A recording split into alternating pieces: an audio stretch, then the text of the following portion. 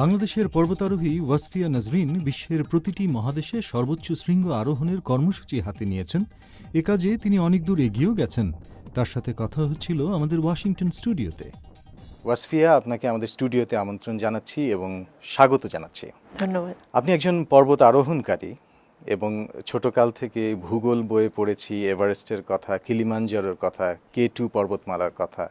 তো আপনি তো এরই মধ্যে দুটি পর্বতমালা, বিশেষ করে কিলিমাঞ্জারো এবং আর্জেন্টিনায় যেটি আকুনকাগুয়া, এই দুটি শৃঙ্গে আপনি আরোহণ করেছেন, দুই মহাদেশে, একটি আফ্রিকায় আর একটি দক্ষিণ আমেরিকায়।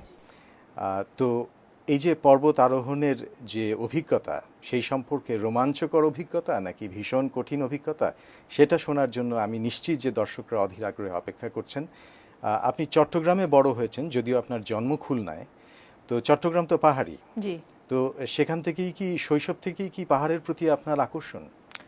হ্যাঁ, ছোটবেলা থেকেই পাহাড়ের সাথে একটা সম্পর্ক ছিল, কিন্তু আমার কলেজ এবং ইউনিভার্সিটি এবং তারপরে কাজের জন্য আমি আই ওয়াজ ভেরি লাকি যে আমি পৃথিবীর বিভিন্ন পর্বতমালায় অনেক সময় এবং তাদের যে লোকাল যে মানুষজন থাকে তাদের কাছ থেকে এই প্রশিক্ষণটা পেয়েছি। আমার কোনো স্কুলে যে ট্রেনিংও নিয়েছি, কিন্তু শেরপাদের সাথে আমি অনেক টাইম স্পেন্ড করেছি হিমালয়াসে আমার কাজের জন্য।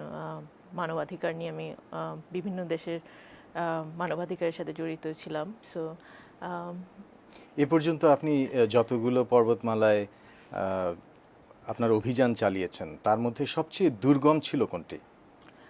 আমি মাত্র যেটা করে আসলাম আকনকাগুয়া, যেটা হচ্ছে হিমালয়ের বাইরে সবচেয়ে উঁচু এবং দক্ষিণ গোলার্ধ এবং পশ্চিম গোলার্ধে জি সবচেয়ে উঁচু পয়েন্ট। সো এশিয়ার বাইরে ইটস দ্য হাইয়েস্ট পয়েন্ট।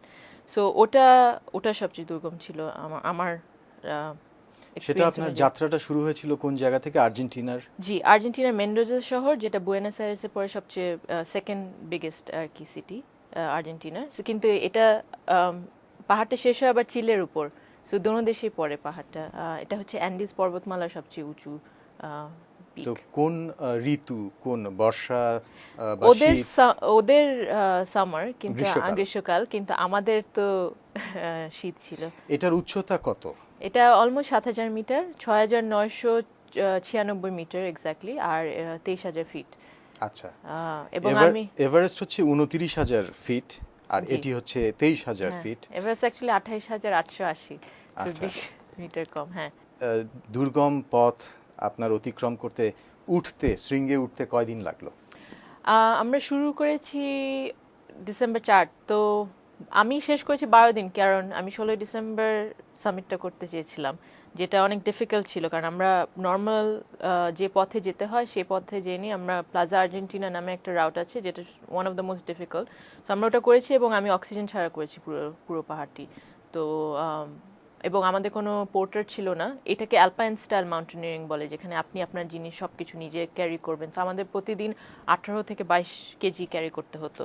আর ওই উচ্চতায় এই ১৮ থেকে ২২ কেজি বিকামস ৪০ কেজি, এবং বডি একদম ছেড়ে দেয় আর কি পরের দিন। সো যেহেতু আর ওয়েদার ফোরকাস্টিংয়ে আমরা যদি ১৬ ডিসেম্বর সামিট না করতে পারতাম, তারপরে আরও ২ সপ্তাহ ওয়েদার মানে উইন্ড স্পিড অনেক খারাপ থাকতো। তো বাংলাদেশের বিজয় দিবসে আপনি এই পর্বতমালা শৃঙ্গে আরোহণ করলেন, অর্থাৎ বাংলাদেশের ব্যাপারটি আপনার মাথায় ছিল। জি, আমার পুরো এই ক্যাম্পেইনটাই বা এই উদ্যোগটাই বাংলাদেশের ৪০ বছর পূর্তি উপলক্ষে আমরা শুরু করেছি। যে গত ৪০ বছরে আমাদের যত হাইলাইটস, যে পজিটিভ স্টোরিজ এবং নারীরা কতদূর এগিয়ে এসেছেন সেটাকে হাইলাইট করার জন্য এই ক্যাম্পেইনটা আমরা বিশ্বের প্রতিটি মহাদেশের সবচেয়ে উঁচু পর্বত শৃঙ্গে উঠে যাতে আমরা বাংলাদেশের কথা বলতে পারি।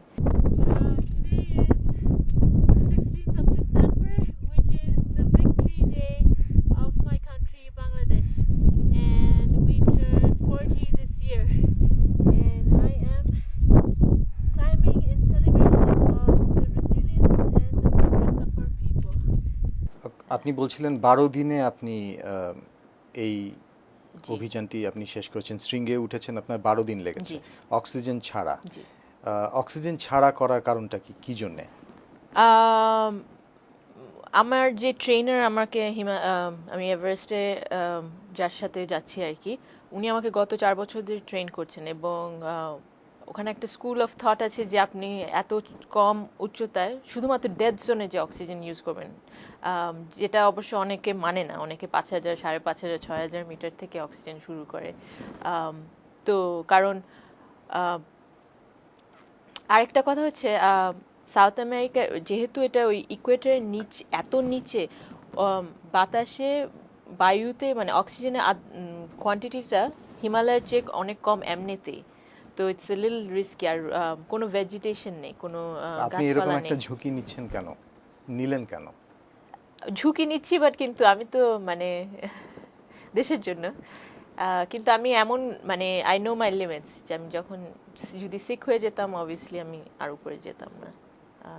কিন্তু সবার দোয়া ছিল এবং ওয়েল উইশেস ছিল, এই জন্য উই মেড ইট। কারণ আমাকে সবাই বলেছে যে সবাই কিন্তু এরকম টাইম করতে পারে না সামিট, যে আমি 16 ডিসেম্বরে করবো, এবং আমি 4 তারিখে আমাদের ক্যাম্পেইন পেজে লিখেও গেছি যে I am gonna do it on 16 December or আইল ট্রাই টু। এটার জন্য যে শারীরিক ফিটনেস দরকার হয় এবং মানসিক ফিটনেসও নিশ্চয়ই দরকার হয়, অবশ্যই। সেটা কিভাবে আপনি তৈরি করলেন?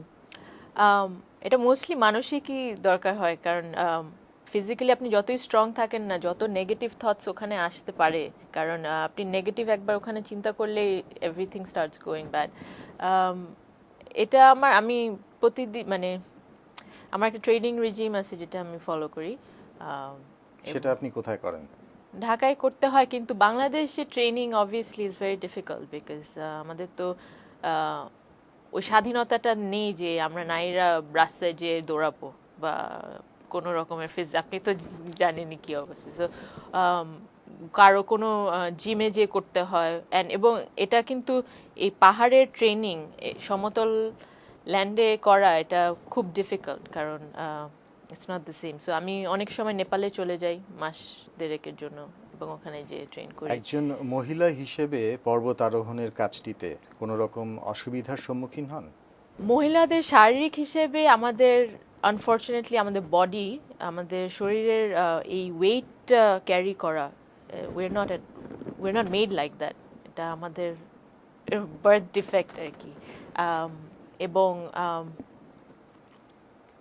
সেটাই মেইন। আরও অনেক কিছু নিয়ে কথা বলতে পারি, কিন্তু আমাদের যেরকম আমার ফ্রেন্ড আছে একজন, তার আর বাচ্চা হবে না, কারণ সে এত দিন ধরে পাহাড়ে আছে এবং এত দুর্গম জায়গায় জায়গায় গিয়েছে, এবং but that's the sacrifice she had to make.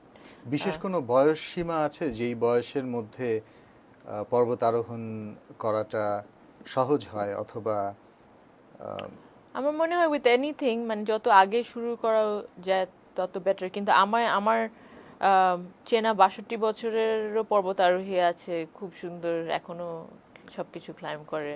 So I don't think বয়সের উপর কিছু এ ম্যাটার করে। পর্যন্ত আপনি পর্বত আরোহণ যতবার করেছেন, আপনার সবচেয়ে স্মরণীয় মুহূর্ত বা সময় কোনটা ছিল? এরকম একটা তো নেই, কিন্তু সূর্যাস্ত এবং সূর্যোদয় দেখা from the peak or high camp যেগুলো আছে, যেগুলো আমি সবগুলো সবসময় ডকুমেন্ট করি, ওগুলোর বাইরে আর কিছু নেই, মানে পুরো স্বর্গ আর কি। স্পেশালি আপনি যখন 3-4 দিন ভ্রমণ করে যাবেন এবং এত কষ্ট করবেন, তারপরে ফাইনালি উঠে যখন ওই ভিউটা দেখবেন, তখন যত কষ্ট সব কিছুর মিনিং চলে আসে। সবচেয়ে বড় বিপদে পড়েছিলেন কোনোবার? একবার আমার হাইপোথার্মিয়া অ্যাটাক হয়েছিল, যেটা এটা হচ্ছে হিমালয়ের আইল্যান্ড পিক নামে একটা পর্বত আছে, ওটার বেস ক্যাম্পে আমি ডিসেম্বর মাসে এটা অ্যাটেম্প করেছি, যেটা -35 ডিগ্রিজ এরকম কোনো। সো আমি রাত 2টার সময় আমার ক্যাম্প থেকে আমার টেন্ট থেকে বের হয়েছিলাম টয়লেটের জন্য। তো আমি বের হওয়ার সময় এক্সট্রা জ্যাকেটটা নিইনি। সো আমি টয়লেট করে আবার যখন ভিতরে আসছি, তখন আমার অ্যাটাকটা হয়, যে আপনার হাইপোথার্মিয়া যখন হয় আপনার বডি আপনি কন্ট্রোল করতে পারবেন না, ঝাঁকি শুরু হয়। তো আমি তখন কাঁপতে কাঁপতে কাঁপতে, আর আমার টেন্টের মধ্যে কেউ ছিল না, সো আমার শেরপাড়া পাশের টেন্টে ছিল। তা আমি নিজেকে চাবানো শুরু করি। I started biting myself and I started bleeding. So আমি তখন চিল্লাচ্ছিলাম, nobody heard me. So এরকম অনেক 2-3 মিনিট হওয়ার পরে আমি বেহুশ হয়ে যাই ওখানে। তো ওখানে আর ওই হাই অল্টিটিউডে যখন আপনার হাত কেটে যায়, ওটা হিল হয় না, কারণ অক্সিজেন নেই।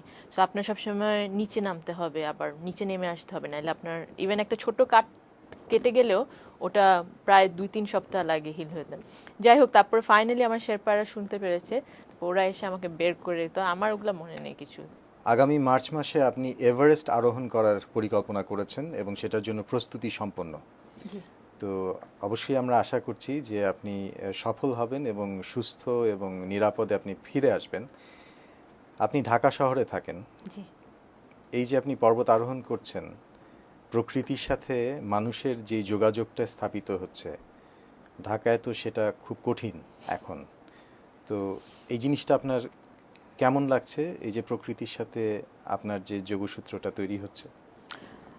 আমরা নারী হিসেবে তো এমনি প্রকৃতির সাথে অনেক ঘনিষ্ঠ, কারণ আমাদের যেটা বলছিলাম আগে, যে আমাদের সাগর যেরকম, সাগরের জোয়ার ভাটা যেরকম চাঁদের দ্বারা নিয়ন্ত্রণ হয়, আমরাও সেরকম প্রকৃতির দ্বারা নিয়ন্ত্রিত হই। কিন্তু আমরা শহরে থাকতে থাকতে, শুধু ঢাকা না, অনেক শহরে, ডিসিতেও তো কি অবস্থা, তো অনেক দূরে সরে যায়। সো এবং আমাদের এই পরিকল্পনাটাই, বাংলাদেশ অন 7 একটা মূল উদ্দেশ্য হচ্ছে আমরা সেই জায়গায় ফিরে যাব, কারণ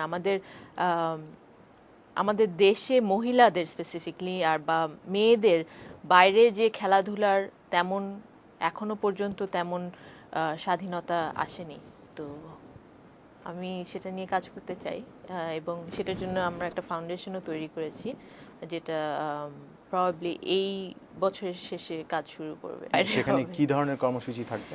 তো এটা নারী এবং মানে হাই স্কুলের মেয়েদের জন্য প্রশিক্ষণ দেওয়া হবে। ওরা যদি আউটডোর অ্যাক্টিভিটিস আর কি, তো ওখানে মাউন্টেনিয়ারিংও থাকবে, মোটরসাইকেল রাইডিংও থাকবে, মানে সব কিছু ইনক্লুডেড, এডুকেশন এবং ট্রেনিং দেওয়াটা, এবং 100% স্কলারশিপ ওরা পড়াশোনা করবে। সো আপনি, আমাদের ট্যাগ লাইনটা যেরকম উইমেন রিচিং হাইটস, কিন্তু এটা লিটারাল হাইটস না। আপনি যদি একজন ডক্টর হন এবং বা একজন নার্স হন, ঢাকা মেডিকেল কলেজে কাজ করেন এবং আপনি ওটা করতে চান, but at the same time আপনি এই প্রশিক্ষণটাও চান, আমরা সেটার ব্যবস্থা করব।